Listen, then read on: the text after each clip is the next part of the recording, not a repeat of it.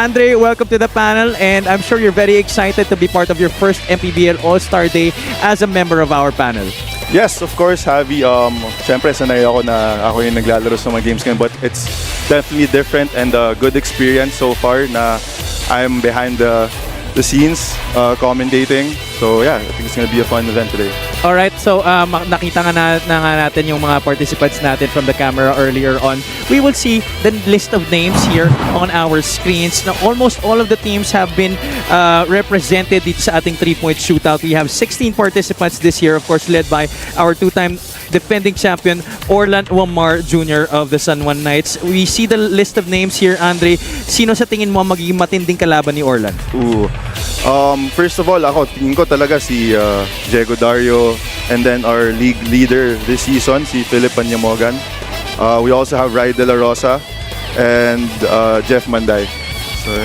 So those are the guys that Andre thinks na magbibigay ng isang mahirap na time para kay Orlan this 3-point shootout in this year. Orlan, of course, previously held the record for most 3-point shots in a game before it was broken by Philip Panyamogan. Makikita na nga natin ang ating past winners dito sa ating 3-point shootout. Of course, Orlan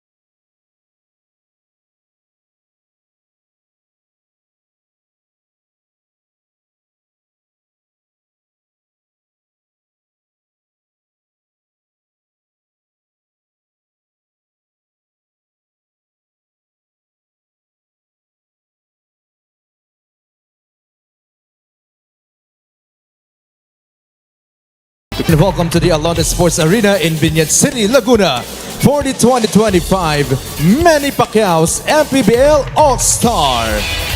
Get ready for a showcase of pure shooting excellence as we bring you the 3-point contest, where the league's sharp shooters test their range, accuracy, and clutch under the spotlight.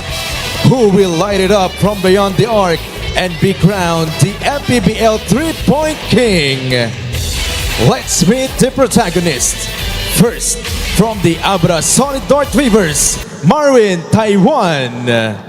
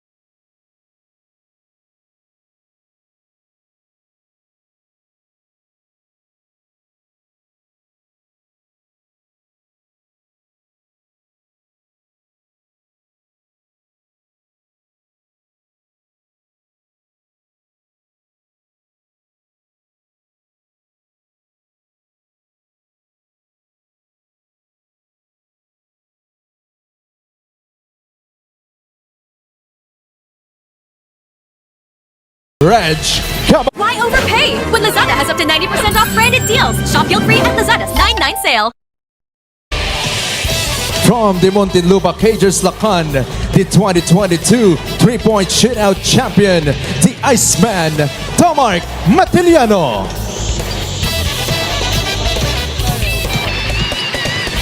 And finally, the only back-to-back 3-point shootout champions, representing the San Juan Knights, Arlen Wamar.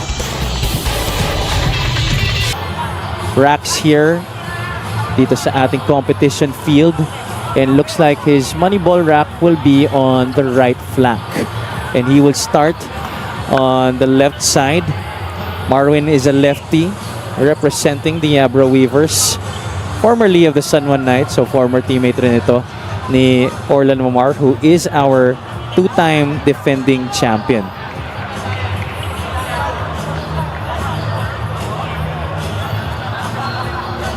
We're just about ready to begin in a few moments. 60 seconds on the clock for each participant. Taiwan, first one is good, missing on the second. Moneyball is good, so 2 out of 5 on the first track. Missing on the first, second is also a miss. Taiwan gets the third one to go. Sorry, that was the fourth one. Moneyball, no good. This Top rack, of the key, yeah. This rack is where they get to warm up. Usually talaga yung top of the key yung favorite ng mga shooters, no? This is his Moneyball rack. Taiwan has 8 points, 23 seconds left. Moneyball is good. That was the last Moneyball on the Moneyball rack. 10 points currently para kay Marwin Taiwan. He is the first participant. He's gonna set the tone here for all our 15 other shooters. 3 seconds left. He finishes with 12 points. Marwin Taiwan of the Abra Weavers, who's shooting 35% from the 3-point line this season para sa kanyang koponan. What about that performance for a first shootout participant, Andre? Yes, way to set the tone, Javi. 12 is a very decent score. Up next, we have Joseph Peña Redondo of our hosts, the Binyan Tatak Gel. Peña Redondo is one of Coach Boyd Fernandez's most trusted two-way players. Usually tasked to guard the opposite team's best perimeter player, but also very reliable in shooting shots from the outside. Joseph Peña Redondo, although his percentage from the outside this season, not very encouraging at 24.5%. But we'll see how he fares here. He will start, I think, also on the left side. Marwin Taiwan, our first participant from the Abra Weavers, had 12 points. Let's see how Peña Redondo will fare. 12 points currently is the score to beat. We have 16 participants this year trying to beat out two-time defending champion Orlan Momar of the San Juan Knights. So Peña Redondo also a little bit of a set shot here for his choice of mechanics. And I think that's an advantage, Javi. Because when you would shoot a jump shot, usually sa 4th or 5th rack, napapagod na eh. Yan na talaga yung challenge, no? Sa 3-point shootout, when you have 5 racks and 5 balls to shoot, kailangan marunong ka rin i-conserve yung energy mo, no? Last ball on the top of the circle rack is good. He has 8 points currently, 20 seconds remaining on the clock.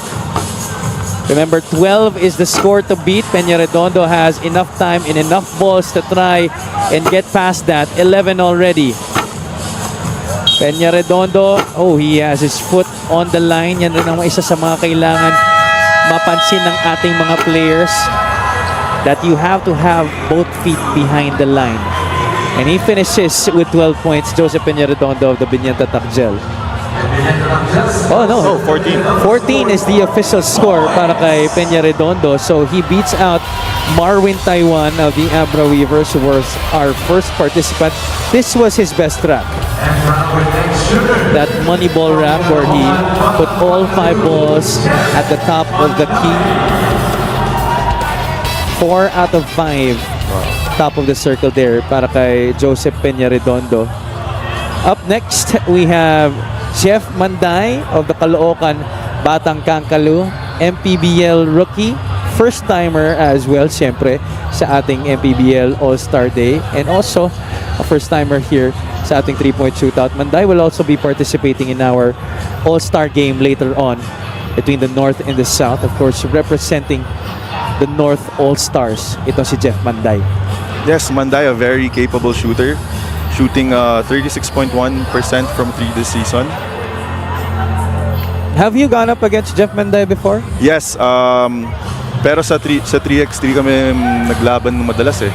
Oo, si Jeff Manday, isa yan sa mga mapusok talaga na player Yes. sa 3x3. He's so active, he doesn't stop moving, and And he's a very capable shooter. You can't leave him wide open as well. you're right. I think he justifies wearing that jersey number so much. No secret na idol niya si Steph Curry. Kaya marami rin sa mga staff natin dito. Tsaka may mga ilang fans rin ako na nakausap at mga nag-message sa akin na si Jeff Manday could be the quote-unquote dark horse of this 3-point shootout this year. It's off to a good start. Moneyball is no good on the second rack. 5 points currently para kay Jeff Manday. Moneyball rack, top of the circle here. That's 8 points now. 10. That's a miss on the last one. 4 out of 5 on that money ball rack. 13 is the official score para kay Jeff Manday. 14. 15 seconds left. Does he have enough time? 15 now.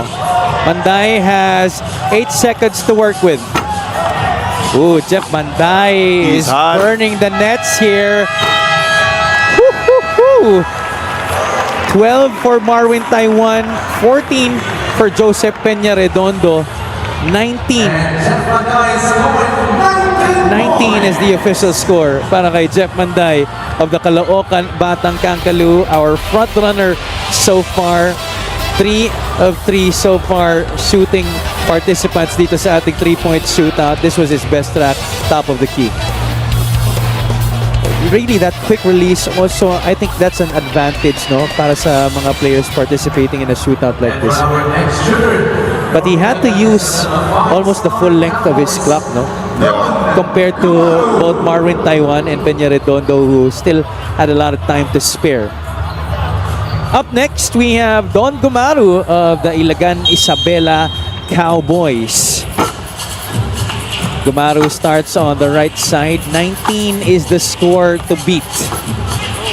Remember, the top 8 participants will be moving on to our second round right after our All-Star Executive Game, which will commence right after this first round when all 16 of our shooters have gone on to shoot all 5 racks.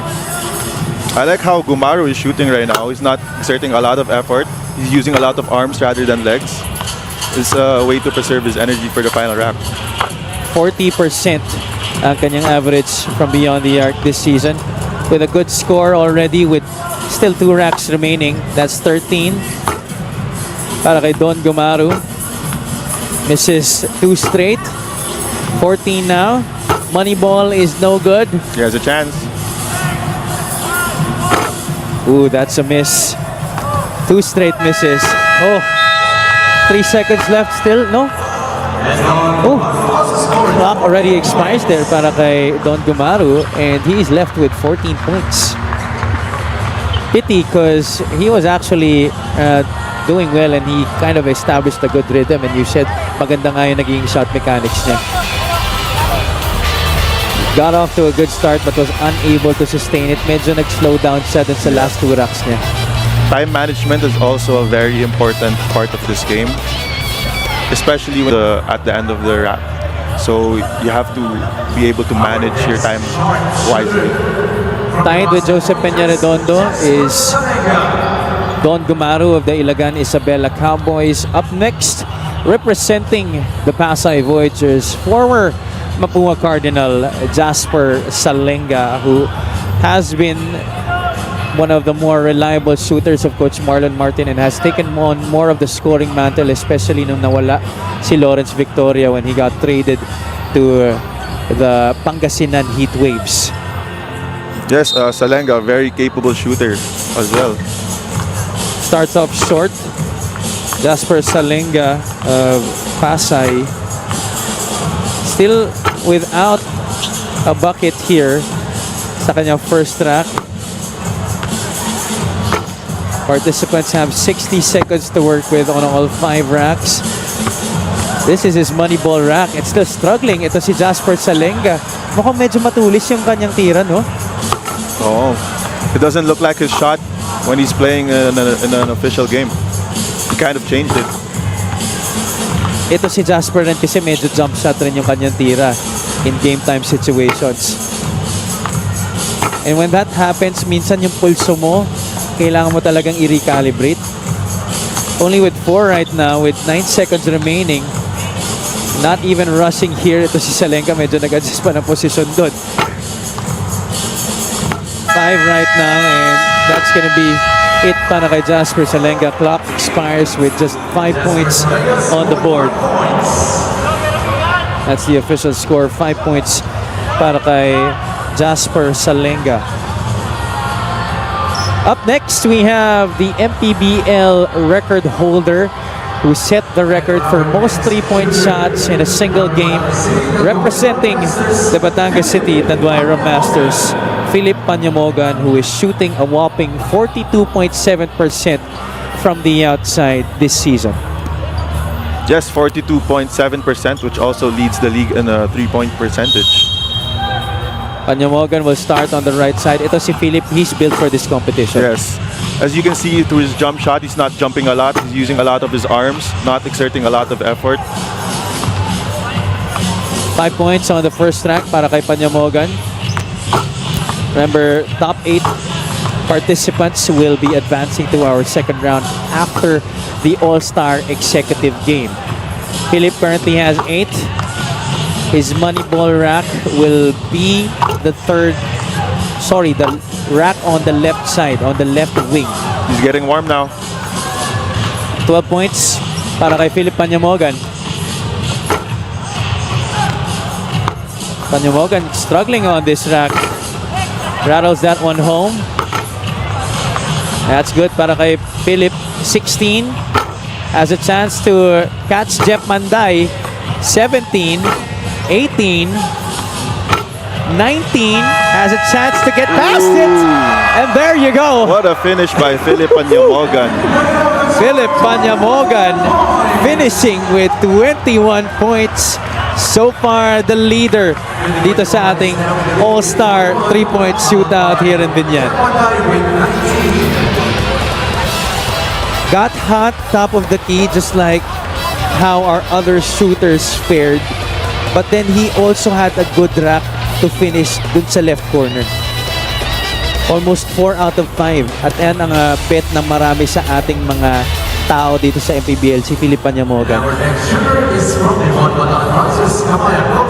One of the participants, I think, who is flying under the radar is Dom Vera of the Bataan Risers, who is up next dito sa ating 3-point shootout.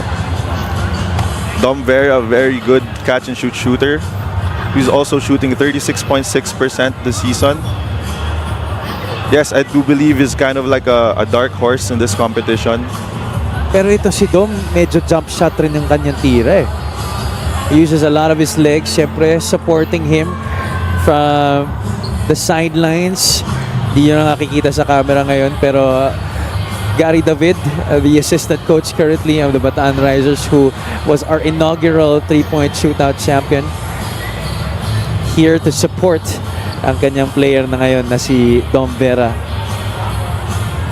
One of the shooters of the Bataan Risers, one of the many shooters that Coach Og Gumatay has at his disposal. Vera will start on the left corner. Only 1 out of 5 on the first track.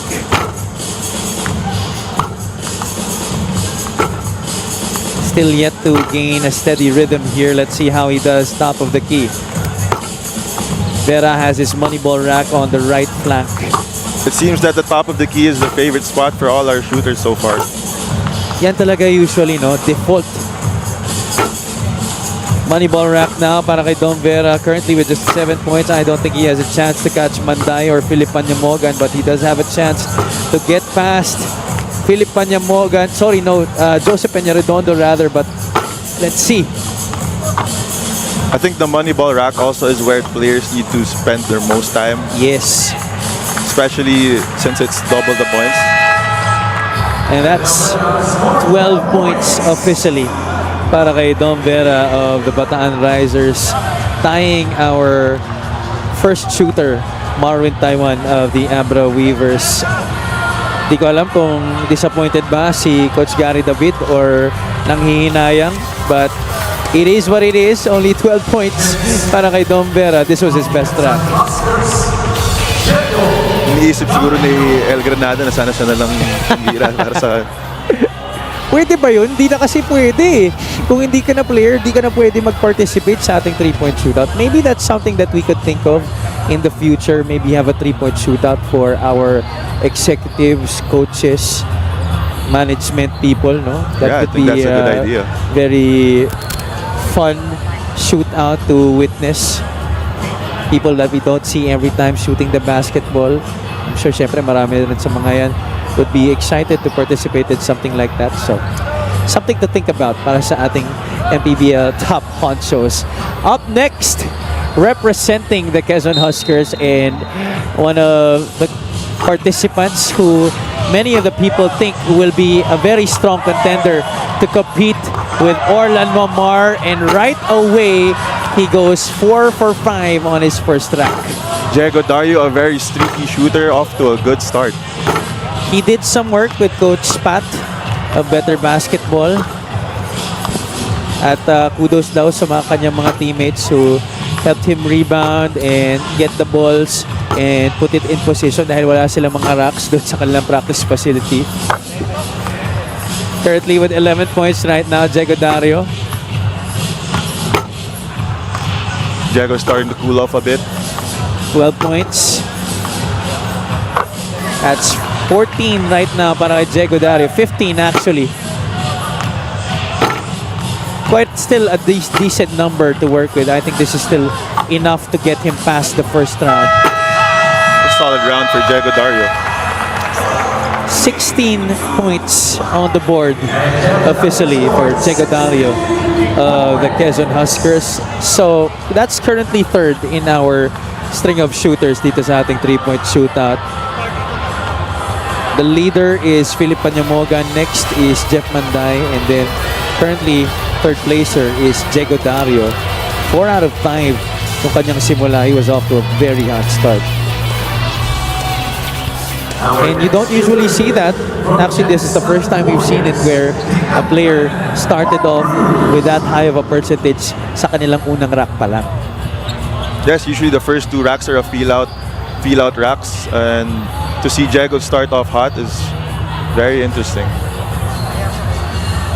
Up next from the Jensen Warriors naman, also one of the league leaders in terms of 3-point percentage this season, the Ant-Man Mark Cruz, electing to start from the right corner pocket.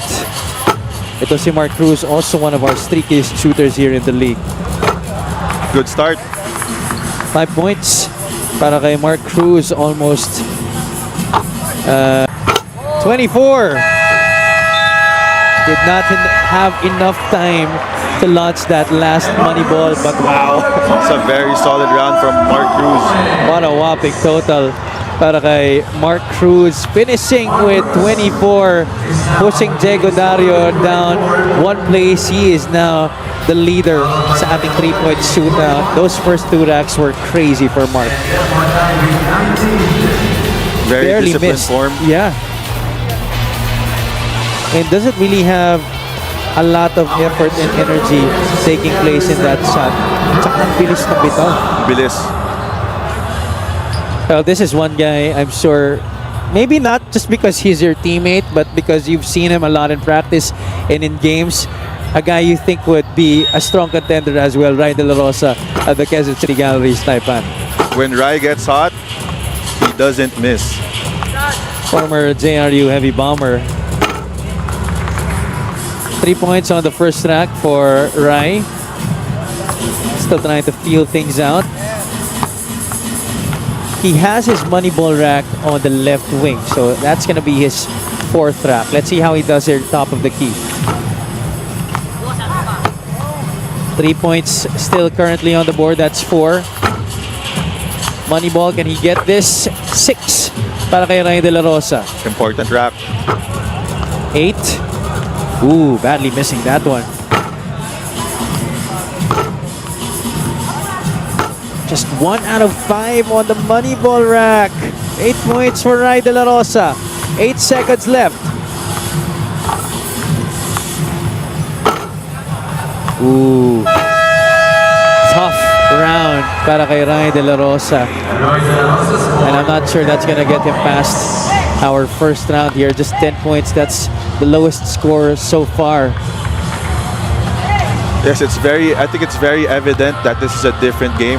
Yeah. Our best shooters are struggling to get the ball off the rack as compared to getting a pass from a teammate or off the dribble. It doesn't necessarily translate if you're a good in-game shooter. It doesn't necessarily translate that you're gonna be a good shooter in our 3-point shootout. Now, this guy up next has one of the, I think, not just one of the, but I think the fastest release in the Mpbl this year. Mix Pascual, who was a last-minute replacement for Kit Jimenez of the Sarangani Gripper. Kit went down with a flu, I think, last minute. So Mix Pascual coming in and taking his place, but Mix is a very capable replacement for sure, no doubt about it, because we've seen him shoot it from such far distances with not much effort. There's his coach, John Callias, looking on. He will be participating sa ating executive game. See how effortless ang bitaw dito ni Mix. He doesn't even jump a lot, and a lot of the power comes from the wrist. Yes, barely jumping, conserving a lot of energy. 4 points currently for Mix Pascual. So far, so good in managing his time. 5 points on the board for player out of the Sarangani Gripper. Moneyball rack for Mix. Ooh. 0 out of 2. 1 out of 3. 2 out of 4. There you go. 2 out of 5 for Mix Pascual. Last 2 racks important here for Mix to have a good percentage. He has a very unorthodox shooting Yeah. form, Javi. Hindi rin diretso yung bitaw niya, no? Parang medyo tumatagilid yung kamay niya. Oh, his elbows are out. Yeah. Very unconventional shot for Mix Pascual. But whatever works for you, works for you. Yeah. If it ain't broke, why fix it? But for this round, though, I think Coach John Callis a bit disappointed with the 11 points of Mix Pascual. So just a point ahead of Rai De La Rosa earlier. Still leading the way is Diego Dario. Sorry, no. Mark Cruz is still leading the way sa ating 3-point shootout. Another crowd favorite, and Ino Comboy, a Yes, very, sir. very streaky shooter. Very capable off the dribble, very capable catch and shoot, and also in the pick and roll situation. Ino Comboy of the Mindoro Tamaraos shooting a team best 37.3% from the outside this season. Ooh, short on the first attempt. Yun din yung problema, no? Pag nakaupo ka, waiting for your turn. Siyempre, daming participants. Hindi ka rin masyado makapag-warm up. Well, you can warm up. I think you can just try and move a bit. But it's different when you're able to warm up with your shot. Yes, and it's also harder since in the game it's much more different since Here, everyone's just watching. You're alone shooting in the court, so it's a different game here in the three-point shootout. May ibang pressure rin, no? It's a Not to different mention the 60 seconds that you have to work with. 5 points, that's 6 right now currently for Ino Comboy. He's gonna have to make good here on his money ball rack. This is his last rack. 8 for Comboy on the board. He's taking his time. Still has a lot of time. Ooh, Big misses by Comboy. only 10 points para kay Ino Comboy of the Mindoro Tamaraos. So a lot of low scores the past few shooters. It's sa ating three-point shootout. Mark Cruz really set a huge precedent on his round earlier. Up next, we have Joseph Terzo of the Davao Occidental Tigers. Yes, although only shooting 28.9% from 3 this season, Joseph Terzo is a very, very, very capable and reliable shooter.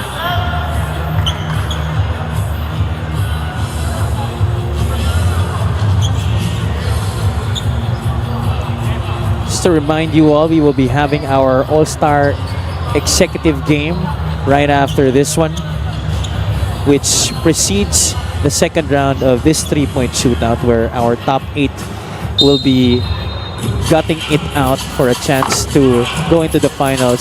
After the second round, top 3 participants ang maglalaban sa ating finals. Good Terzo start. with 5 to start with.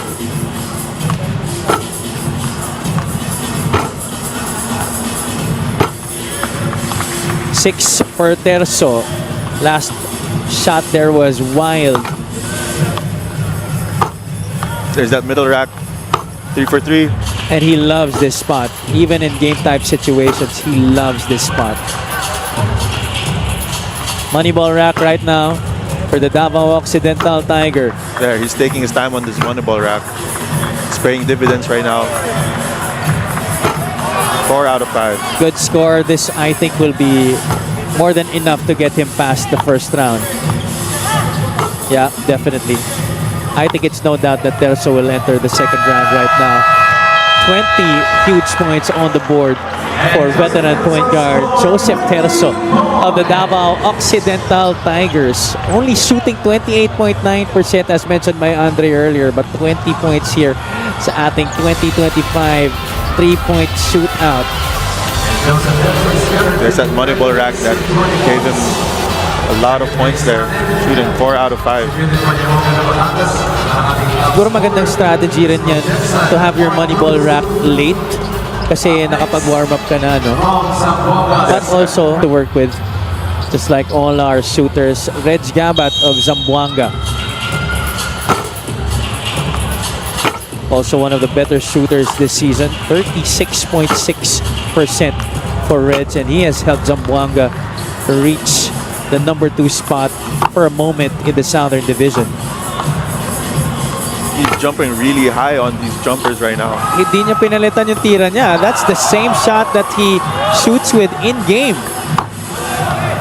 Ooh. He's doing good so far though. Well, let's see if he can sustain this.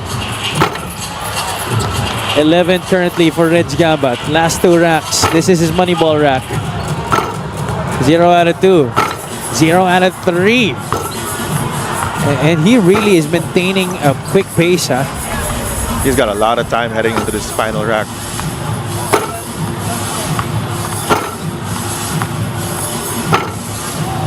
Can he get this final one? Ooh, 0 out of 5 on the last one. Not sure if that's going to be enough to get him past the first round, but 14 points there para kay Reg Gabat.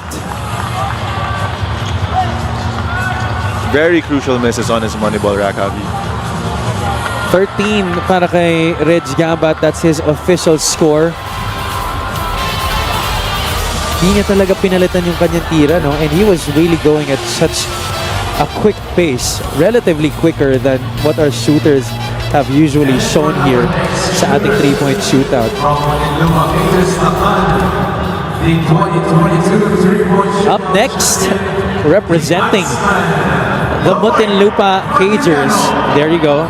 13 points is the score to qualify sa ating second round, which again will take place right after our All-Star Executive game. Domark Matiliano is on the clock here. The 2022 winner. Let's see how the Iceman can rack up baskets here. He's barely jumping also on his jump shot, exerting less effort compared to Gabat.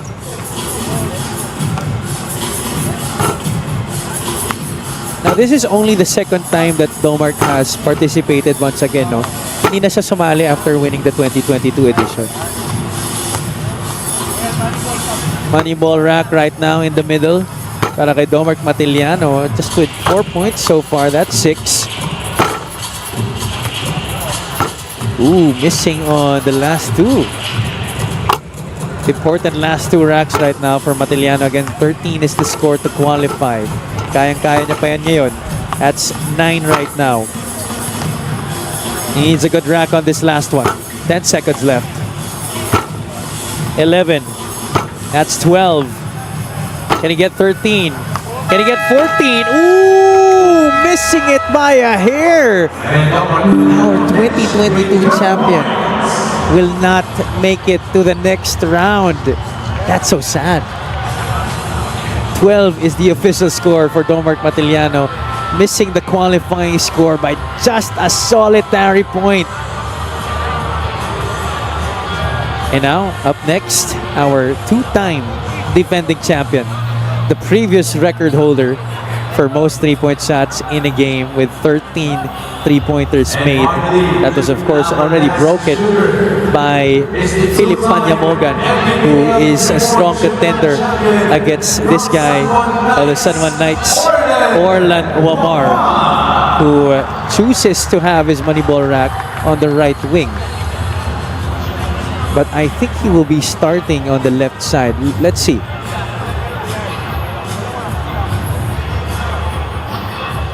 Amar just fixing the racks to make sure he's comfortable. No, he's gonna start on the right side. So, second rack niya ang kanyang money ball rack.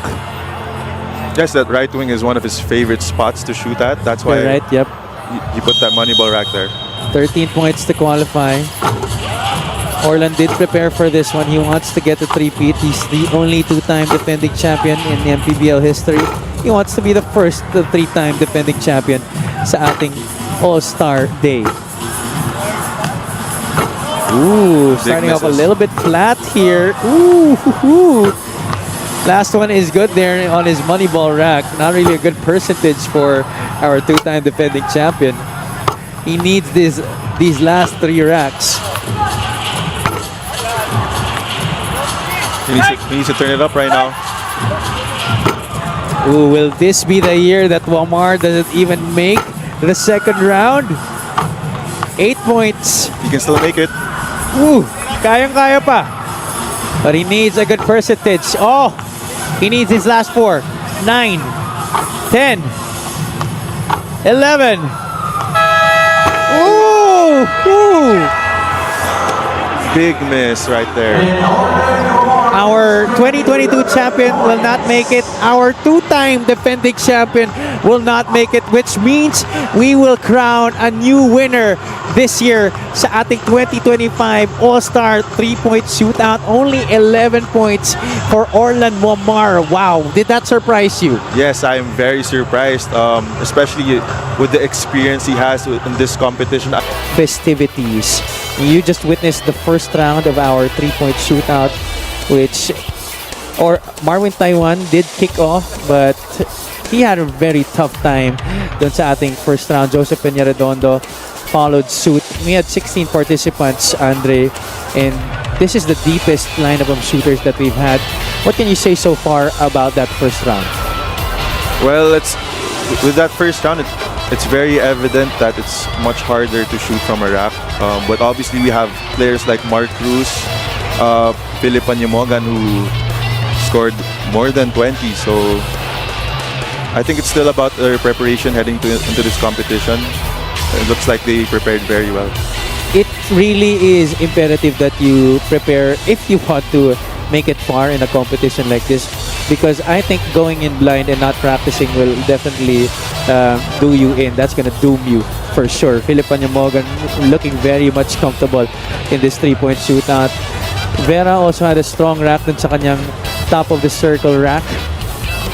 Diego Dario, one of the contenders who many people think will give Orlan Omar a run for his money, but Orlan Omar and Domart Matiliano, our two former champions. Matiliano won it in 2022. Orlan Omar is our two-time defending champion. There you see the scores. Mark Cruz is the top guy dito sa ating 3-point shootout. So there you see the top 8. Cruz, Panyamogan, Terso, Manday, Dag. Of course, surprising that Orlan Omar and Domart Matiliano, our former champions, will not be participating sa ating second round.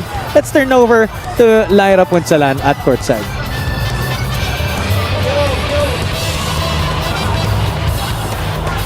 Magandang gabi mga kaliga. Still with us tonight is the 3-point shootout defending champion, Orlan Omar of San Juan. Orlan, nakwento mo nga kanina na talagang wala kang gustong expectations para sa'yo ngayong gabi. You just did extra work at talagang pinagandaan mo to just by being yourself.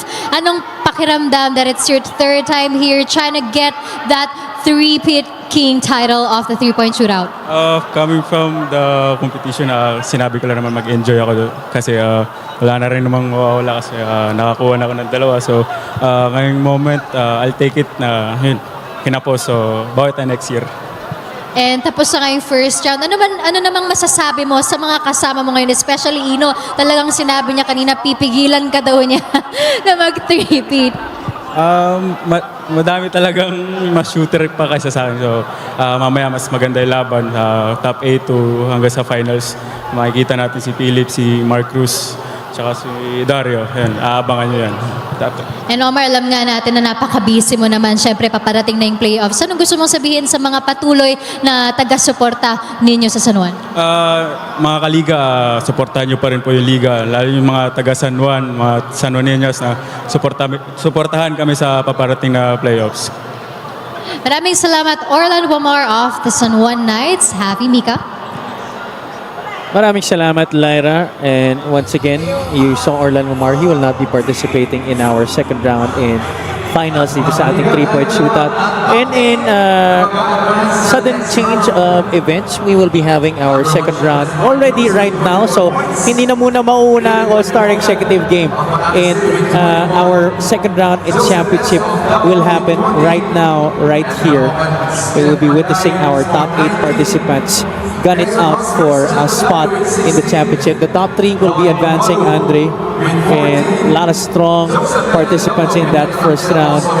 Mark Cruz, Philip Panyamogan, Diego Dario, top 3 participants in that first round. How do you think it will translate into the second round? Siyempre, hindi na nila kailangan to stay warm because they're already warm right now compared to what we thought would happen na after the executive All-Star game pa mangyayari yung second round. Yes, a huge advantage for our players na they won't have to sit out for a long time. And ito nga, yung first round was more of a feel-out round for all the players. Pero itong second round ngayon, na-feel na nila yung so expect bigger scores for this round. Again, joining Cruz, Panyamogan, and Diego Dario are Joseph Terso, Jeff Manday, Joseph Peña Redondo, Don Gumaru, and Reg Gabat. Now these guys, 8 of our best shooters in the league, will be gunning it out to advance into the top 3 sa ating championship. Let's go courtside to Miss Andrea Endiso naman. Kasama ko nga ngayon mga kaliga ang ating top scorer ng ating first round sa ating 3-point shootout. Walang iba kundi si Mark Cruz. Mark, how do you feel about your performance sa ating first round? Happy naman, and sa second round mag-enjoy lang. In-expect mo ba na ganun kaganda yung shooting mo ngayong hapon? Hindi, nag-enjoy lang talaga ako kasi all-star so tignan natin sa second round din. So ganun din ba yung aabangan namin sa second round? Sana. Sana daw. Alright, Javi and Andre. Maraming salamat, Andrea. So, Mark Cruz, medyo chillax lang naman siya. Just trying to have fun here and enjoy the moment. Reg Gabat, ang tindi nung ginawa niya dahil di niya binago yung kanyang tira and he did it at such a quick pace to everybody's surprise. I thought babaguhin niya yung tira niya just a little bit pero walang halos pagbabago eh. Yes, this speaks to the condition of this player. He was able to hold out his true form throughout the whole 5 racks without any signs of slowing down, without signs na nahihirapan siya. So, hindi mo makikita yung condition talaga ng player na to. You also just saw Jagodario on your screens. Reg Gabat, former teammate of yours, right? No. Di na ba kayo nag-abot? Di kami nag-abot. Okay. Reg Gabat will be our first shooter. And Gabat is a first-time participant dito sa ating 3-point shootout here in All-Star Day. Once again, we'd like to thank Mayor Jel Alonte for hosting our festivities for this year's Mpbl All-Star. Reg Gabat, can his jump shooting win him this competition? If you just joined us, all participants have 60 seconds to work with. We're watching now the last 8 vying for a spot in the top 3. Moneyball rack on his second rack. Top of the key right now for Rich. Not as good as he started compared to the first round. Let's see if he heats up in these last 2 racks. Oh, Gabat missing a lot here, Andre. He's having a cold streak right now. Heading Only into his 5 final rack. points, yeah. 12 seconds left. Oh, Gabat's Oh, he's throwing a struggling lot of right now. misses, yeah. Wow, only 8 points on the board para kay Reg Gabat, not even getting the double figures. Reg Gabat of the Zamboanga Sikat, that's our first shooter dito sa ating second round.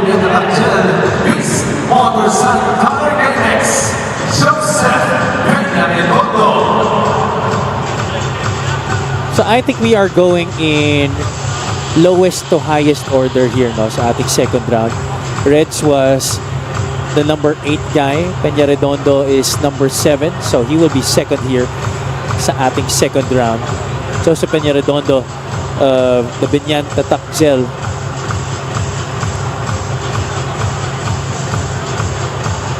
Peña Redondo, actually one of the guys, we've already talked about it with not really a good 3-point percentage this season, but has managed to get past the first round despite going up against more favored shooters. Wala na ang ating former champion in 2022 na si Domark Matiliano.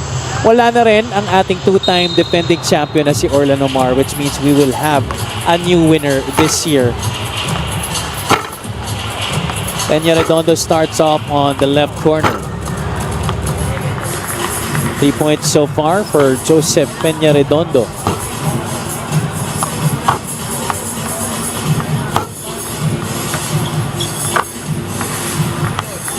Moneyball rack right now, 6 points para kay Peña Redondo.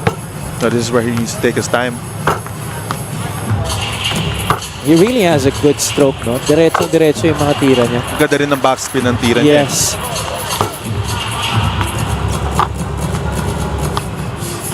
Yan yung backspin na nagbibigay ng magandang swak effect eh. Yung maganda yung sound sa net eh. 17 right now, Peña Redondo doing an incredible job right now. Definitely far away from the performance of our first shooter in Reg Gabat, and officially Joseph Peña Redondo with 17 points. Wow, that's definitely a tough score to beat. Yes, that's a solid score right there. This is where he heated up. Again, top of the circle, just like most of the players like to heat up in. Top of the circle rack, Peña Redondo draining almost all of his money ball. And on to our next shooter, we have Don Gumaru of the Ilagan Isabela Cowboys. Again, top 3 ang papasok dito sa ating championship round. This is our second round right now. Peña Redondo had 17. Let's see how Gumaru does.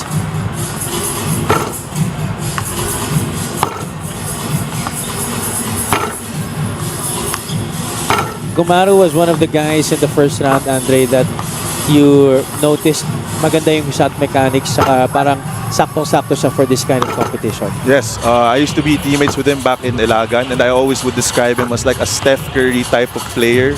He moves very well off ball, and parang di siya napapagod pag lagi siya tumatakbo, tapos bigyan na lang titira eh. Actually, nakakapagod bantayan to si Don Gumaru. Sobra. Lalo sa 3x3 noon. 13 now para kay Don Gumaru. This is a good score for him.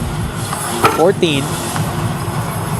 Peñarredondo had 17. Ooh, he's not gonna make it. That's not enough time, but definitely a good output para kay Don Gumaru here in the second round. That's 15 on the board for the Ilagan Isabela Cowboys. So 17 for Peñarredondo. 15 para kay Don Gumaru. Yes, 15 still a very competitive score, and we have five more participants to go. So 17 and 15 are our top two scores as of right now. And Don Gumaru had some of his best moments during his first 4 racks, and that really elevated his score, helping him get those 15 markers. Diego Dario needs 8 points to advance. Based on how he fared in the first round, that's not going to be too tough para kay Diego. Yes, if he plays like his first round, it's going to be no problem for him. Diego had, if I remember right, 17 in the first round. He really prepared for this one, had 2 to 3 days of preparation before coming into this competition. He started off strong in his first rack during the first round. Here, not really so much, but let's see if he heats up here. His Moneyball rack. That's his favorite spot. Yep. This is where he hit the game winner against Nueva Ecija. That's where he broke a lot of hearts in Palayan City. Strong rack for Diego Dario on that second. He was sure to qualify here so far. He only needed 8 to advance to the championship. But Diego will try to get as much points as he can here in his last 2 racks. 14 now for Dario. Missing on his last money ball there on the second rack. Last rack right now. 15 for Diego. 16. That's gonna do it. Couldn't get to 17, but still, that's just one off Joseph Peñarredondo earlier. So definitely a good performance. He's second so far right now. So the top 3 are Peñarredondo, Dario, and Gumaru. Moneyball rack for Diego was his second rack, and he did really well here compared to how he fared in the first rack. Pero matindi ang magiging kalaban niya ditong sunod dahil ito si Jeff Manday. Matindi rin ang competition na ibinibigay dito sa ating 3-point shootout because of that Steph Curry-like release. Jeff Manday also opting to put his Moneyball rack in his middle rack. So halos iba-iba yung nagiging choice of Moneyball racks ng ating mga participants here in the second round. Pareho sila ni Peñarredondo. Diego opted to go for that left wing where he hit that game winner against Nueva Ecija, but Jeff Manday, who needs 15 points to advance, will have it in the middle. Manday placed second in the first round next to Philip Panyamogan. 2 out of 2 to begin. 3 out of 5. No, 2 out of 5. That's 3 out of 5, right? Para kay Jeff Manday. Oh, he's really having a good rhythm right now. He also has his high release.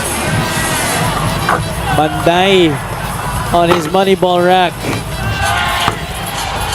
He needs 15 points to advance. Not much pressure because he still has so many balls to go. That's 16 already. He advances 17. He's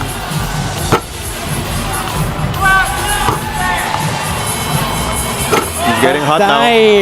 Heating up. 20 right now for Jeff. 21. 7 seconds left.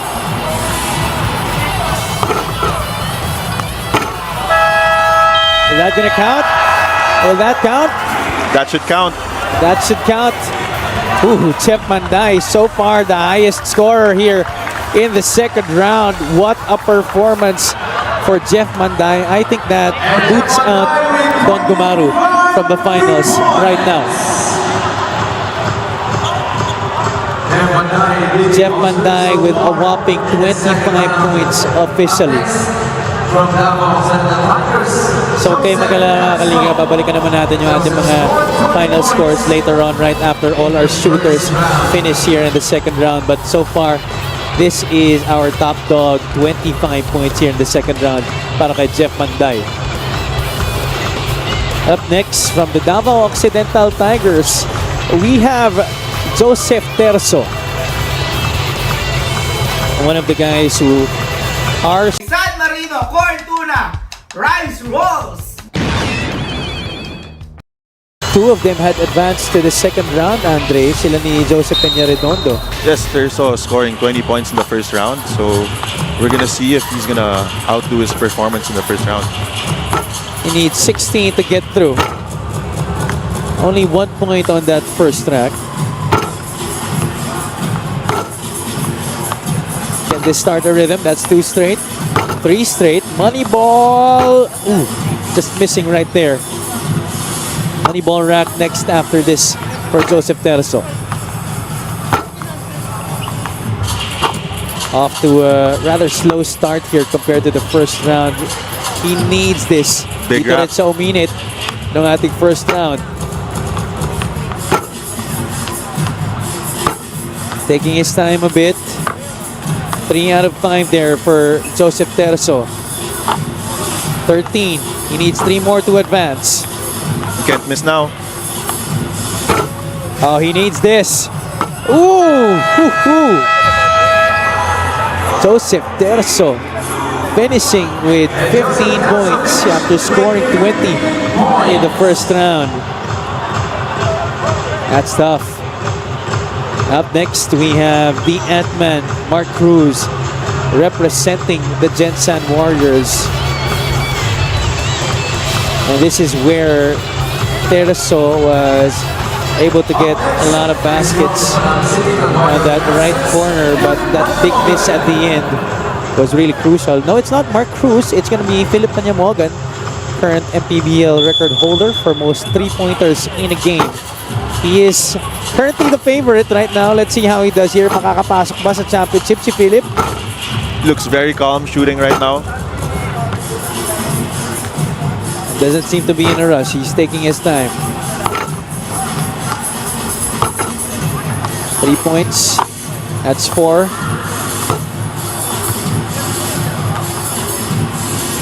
Top of the circle right now. Can Philip start a rhythm here? He's getting hot now.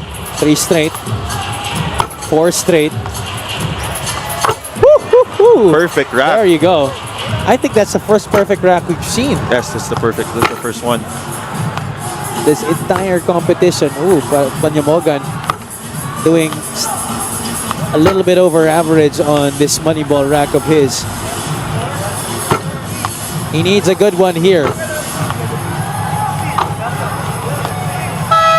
Ooh! I think he got 16. Did he get 16? There you go, 16 points. So he gets through to the championship round, just enough for him to get through. Panyamogan heated up here. This was his perfect rack. 5 out of 5, top of the key para kay Philip Panyamogan.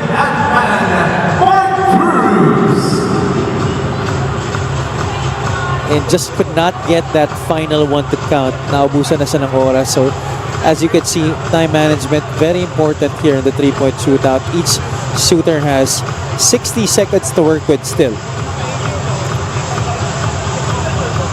We have 8 shooters participating in this second round, and Cruz is the final one. The Ant-Man right now starting off. 60 seconds on the clock. One of the streakiest shooters in the Mpbl. Had 9 made 3-point shots in 2 of his games this season. He also has one of the most beautiful shooting forms out there. I agree. Very disciplined.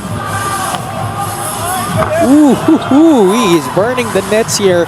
Mark Cruz. Money ball rack. 1 out of 3. 2 out of 4. 2 out of 5 on the money ball rack.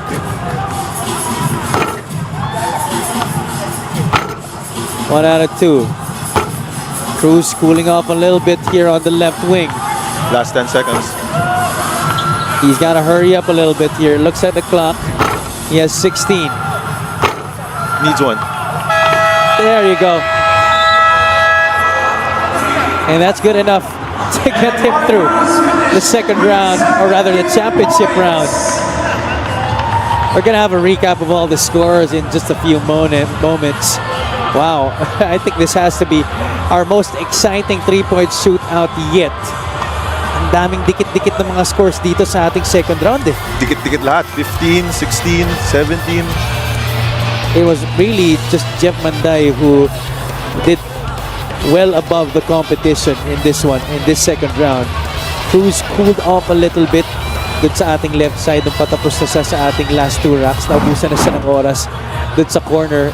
And as you could see, Jeff Manday is the leader with 25, Peña Redondo and Cruz following suit with 17 each. Diego Dario and Philip Panyamorgan just missing it by a hair, but Gumaro and Terzo 15 is actually a very decent score, but just to advance into the top 3 they had to go past that.